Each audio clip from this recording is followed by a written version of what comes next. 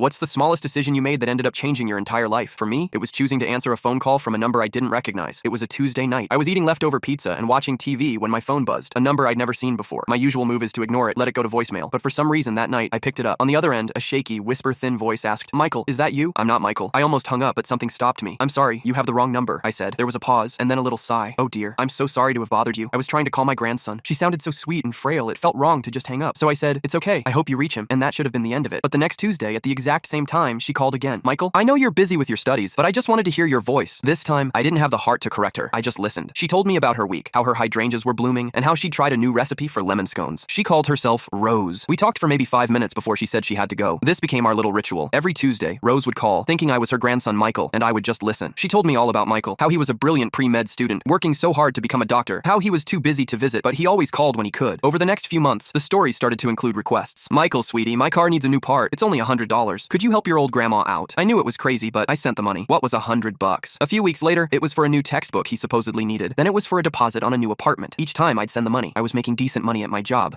and Rose sounded so proud of her grandson. I felt like I was helping both of them, but I started noticing little things that didn't add up. One week, Rose would tell me her roof was leaking so badly she had to put buckets in the living room. The next week, she'd talk about watching the stars from her bed through her big skylight. I'd ask about Michael's classes, and she'd get the names of the subjects mixed up. One time she mentioned her 80th birthday was coming up, the same birthday she'd told me about 6 months earlier. My gut told me something was wrong. This wasn't just a forgetful old lady. I started to suspect that Michael wasn't her grandson at all, but some scammer who was feeding her these stories and taking her money, and I was now part of it. I decided I had to find her. She had given me just enough details over our conversations. She mentioned a St. Jude's church she used to go to, and a little bakery called the Rolling Pin that had the best cannolis. I spent a whole weekend online, cross-referencing churches and bakeries in a 50-mile radius. I finally found a match in a small town about an hour away. The next Saturday, I got in my car and drove there, my heart pounding. I didn't know what I was going to do. Warn her? Call the police? I just knew I couldn't let it continue. I found the small blue house she'd described, complete with a garden of hydrangeas. I took a deep breath and knocked on the door. A man who looked to be in his late 30s opened it. He looked tired. I asked, "I'm sorry to bother you. I'm looking for a woman named Rose." The man's face changed. It was a mix of confusion and sadness. He just stared at me for a moment. Rose was my mother," he said slowly. "She passed away. It'll be 2 years this coming May." My blood went cold. It didn't make any sense. "That's impossible," I said, pulling out my phone. "I've been talking to her every week. From this number." I showed him the call log. He looked at the number and then his face went completely pale. He swallowed hard and said, "That was my mother's old cell phone number. I kept the line active for a while after she died. I couldn't bring myself to cancel it, but it was disconnected over a year ago. No one should have it." He looked from the phone back to my face, and I could see the gears turning in his head. A look of horrified recognition dawned on his face. He walked back inside and came back with a framed photo. "The person you were talking to," he said, his voice trembling. "Did she sound like this?" He pressed a button on the side of the frame and a recording played. "Happy birthday, my sweet Michael." It was her. It was Rose's voice. The man in front of me was the real Michael. "My sister, Clara," he said, his voice barely a whisper. "She was always brilliant at impersonating our mother's voice to play pranks when we were kids. She knew all her stories, all the details of her life." He looked me straight in the eye, his own filled with a dawning, terrible understanding. "She cleaned out our mother's bank accounts after the funeral, and we haven't heard from her since."